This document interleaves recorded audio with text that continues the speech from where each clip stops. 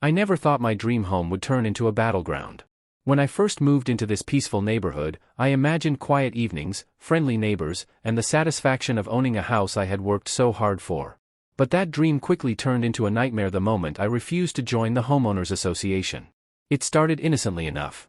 A neatly typed letter appeared in my mailbox, welcoming me to the neighborhood and informing me that I needed to become a member of the HOA. The problem? My house wasn't technically part of the HOA jurisdiction.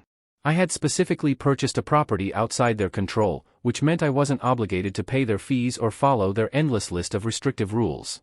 I ignored the letter. But soon, another one came, this time, not so friendly.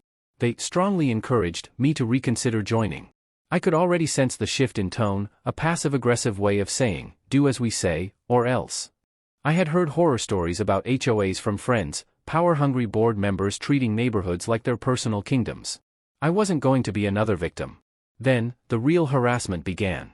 First, it was minor inconveniences. My trash cans were mysteriously knocked over, my mailbox got a notice about a non-compliant fence that had been there long before I moved in. One morning, I woke up to find that my car had been ticketed, but by whom? There was no city violation, no legal authority behind it. Just a piece of paper from the HOA claiming I had violated neighborhood aesthetics. I laughed it off at first. But soon, things escalated. The HOA president, a woman named Linda, paid me a visit. She was dressed sharply, her expensive heels clicking against my driveway as she approached with a forced smile. "Mr. Carter," she said smoothly, "I noticed you haven't responded to our requests. You know, it's in your best interest to comply." I crossed my arms. "I don't think so. My house isn't part of the HOA, and legally, I'm not required to join." Linda's smile faltered, but she recovered quickly. "Oh, but you'd be making things so much easier on yourself. We maintain property values, ensure safety, and create a harmonious living experience." I smirked. Sounds like a sales pitch for a prison. Her eyes flashed with irritation. "You don't want to make this difficult." I should have known then that I had made a powerful enemy. A week later, my water was mysteriously shut off. The utility company had no record of an issue. My mail started going missing. Complaints were filed against me for excessive noise when I hadn't even been home. And then came the fire. The night of the fire started like any other. I had just settled into my couch with a beer in one hand and my dog, Baxter, curled up at my feet. The day had been long, and I was looking forward to unwinding. But then, a faint smell of smoke caught my attention. At first, I dismissed it. Maybe a neighbor was having a backyard bonfire or someone was grilling.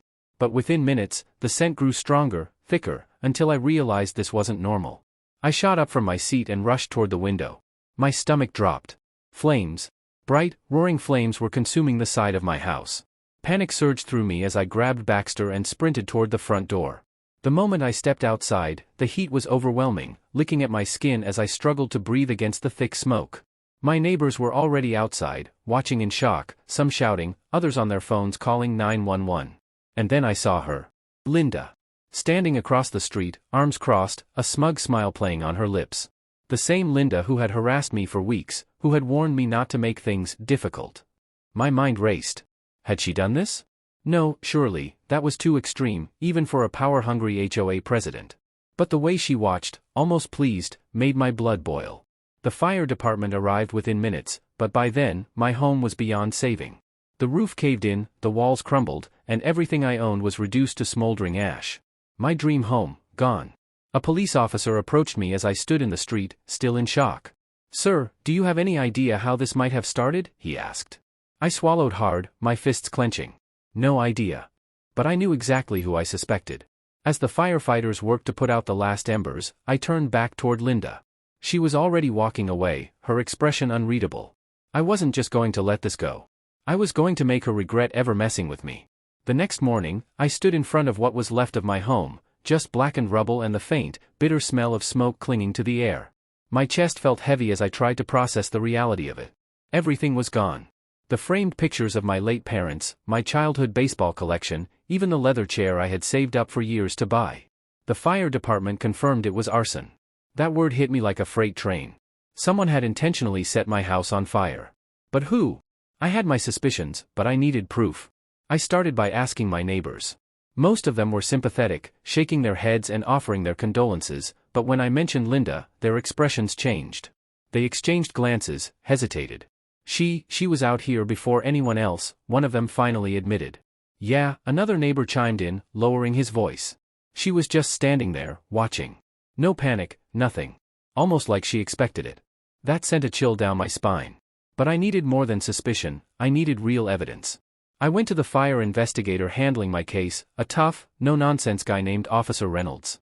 Listen, I said, trying to keep my voice steady, I think my HOA president might have something to do with this. He raised an eyebrow. You got proof? I swallowed. Not yet. But my neighbor saw her out there before the fire spread. And she's had it out for me for months. He sighed, flipping through his notes. We're pulling security footage from nearby houses. If there's something there, we'll find it. For the next few days, I couldn't sleep. Every time I closed my eyes, I saw my house in flames, heard the crackling of wood as it collapsed. I wanted justice, but part of me wondered, what if I was wrong? What if Linda was just a cruel, heartless woman but not a criminal? Then, 3 days later, Officer Reynolds called me. We need you to come down to the station. My heart pounded. Did you find something? Just get here, he said. I barely remember the drive. My hands were clenched so tightly around the steering wheel that my knuckles turned white. When I arrived, Reynolds motioned me into a small office and hit play on a screen. Security footage. The first clip showed my street, quiet and peaceful. Then, a dark figure crept toward my house. I leaned in, my breath catching. It was Linda. She walked straight to the side of my house, holding something, what looked like a canister. She poured liquid along the base of my walls. Then, she took out a lighter. Flames erupted. My pulse roared in my ears. She did it, I whispered. Reynolds nodded. We're getting a warrant for her arrest. I exhaled, my whole body trembling. She had destroyed my home. But she was about to find out that she had made the biggest mistake of her life. Because what Linda didn't know was who I really was. I wasn't just some regular homeowner. I was a judge. And I knew exactly how to make her pay. The morning Linda was arrested, I stood on my porch, what little was left of it, watching as 2 police officers marched up to her perfectly manicured lawn. She had no idea what was coming. I could see her through her large bay window, sipping coffee in her silk robe, probably relishing the fact that my house was now just a pile of charred debris. But that smug look didn't last long. The knock on her door was firm, authoritative. She opened it with a smile that instantly vanished when she saw the officers. Linda Carter, one of them asked, his voice sharp. She hesitated, then nodded. Yes? You're under arrest for arson and destruction of property. Her face drained of color. What? That's ridiculous. You can't be serious. But they were. And when they slapped those handcuffs on her perfectly manicured wrists, I felt a grim satisfaction settle in my chest. She struggled, screaming about how this was all a mistake, a misunderstanding. But the footage didn't lie. As she was shoved into the back of the police car, she spotted me standing there. You, she screeched, her voice venomous. You set me up. I just folded my arms, my expression unreadable. I didn't need to say anything. The law was speaking for me. The evidence against her. At the station, Linda's confidence cracked. She sat in the interrogation room, arms crossed tightly over her chest, a mixture of arrogance and fear flickering in her eyes. Officer Reynolds placed a tablet in front of her and hit play. The footage started rolling. Her face paled as she watched herself on the screen, creeping toward my house, pouring gasoline, and setting it ablaze. That's not me, she sputtered. Reynolds leaned forward. We have your fingerprints on the gas canister we found near the scene. We have witnesses who saw you standing there before the flames spread. He locked eyes with her. You might want to start talking. She shifted uncomfortably, her hands trembling now. Fine, she snapped. But I wasn't trying to burn the house down. I was just trying to scare him, make him reconsider refusing the HOA. I watched through the observation window, my fists clenching. So that was it. She had been trying to intimidate me into complying. And when things got out of control, she just stood there and let it happen. You still committed arson, Reynolds said coldly. That's a felony. She swallowed hard. I can pay him back. I have money. I stepped into the room then, making my presence known. Linda's eyes went wide. You destroyed my home, I said, my voice calm but lethal. And now you think you can just throw money at the problem? She shrank back slightly. It was a mistake. No, Linda. A mistake is forgetting to turn off your stove. What you did was intentional. And now, you're going to pay for it. The legal firestorm. Linda's arrest sent shockwaves through the neighborhood. The HOA tried to distance itself from her, pretending they had no idea she was this unhinged. But I wasn't done. As a judge, I knew exactly how to make this a case she would never escape. I filed a lawsuit against her for damages, both emotional and financial. I wanted compensation for everything I had lost, and I knew how to make sure the law worked in my favor. Linda's attorney tried to argue that she hadn't meant to cause so much destruction, but intent didn't matter when the evidence was so damning. The court date arrived, and Linda looked nothing like the pristine, polished woman who had once lorded over the HOA. Her hair was messy, dark circles lined her eyes, and desperation clung to her like a bad perfume. She tried to apologize on the stand, but it was too little, too late. I presented my case with the same precision I used in my own courtroom. The footage. The fingerprints. The testimonies from my neighbors. The judge ruled in my favor without hesitation. Linda was sentenced to prison for arson and ordered to pay me a massive settlement. Her reign as the HOA queen had come to a spectacular, fiery end. And as I walked out of the courthouse, I couldn't help but smile. Justice had been served. The trial was over, but the consequences of Linda's actions had only just begun. Her once pristine reputation was in shambles, and the neighborhood, once ruled by her iron fist, was now openly celebrating her downfall. I had spent months fighting for justice, and now that it had been served, I was ready to rebuild, not just my house, but the sense of peace she had stolen from me. Linda, however, was facing a nightmare of her own making. Linda's life in ruins. The moment the gavel struck, sealing her fate, Linda's world fell apart. She was sentenced to prison for arson, with an additional financial penalty that would haunt her for years. The judge, unimpressed by her attempts to shift blame, made it clear that she had no sympathy for someone who had committed such a reckless crime. I didn't attend her sentencing, there was no need. The law had done its job, and I had already moved on. But the neighborhood was buzzing with updates. "She's selling her house," my neighbor Tom informed me one evening as we stood near the charred remains of my old home. "Well, I guess technically, the bank is selling it. She defaulted on her mortgage after she was arrested." I wasn't surprised. Legal fees, fines, and the sheer cost of her arrogance had caught up with her. The bank had foreclosed on her property, and soon, a "for sale" sign was planted in front of the house she had once ruled from. The HOA tried to save face, but it was too late. The scandal had been too big, too public. Other homeowners started questioning the way the association operated, and before long, the entire structure of the HOA was crumbling. Members resigned, lawsuits were filed, and the once feared organization became a joke in the community. Rebuilding and moving forward. While Linda's life was falling apart, mine was finally coming back together. The insurance money from the fire had been processed, and thanks to the settlement from the lawsuit, I had more than enough to rebuild my home exactly the way I wanted. No HOA rules. No Linda breathing down my neck. Just freedom. Construction crews arrived within weeks, clearing out the debris and laying the foundation for my new house. Watching it rise from the ashes felt symbolic. But it wasn't just about the house. It was about reclaiming my peace of mind. The neighbors who had once been too scared to challenge Linda now walked past my lot, offering encouragement and support.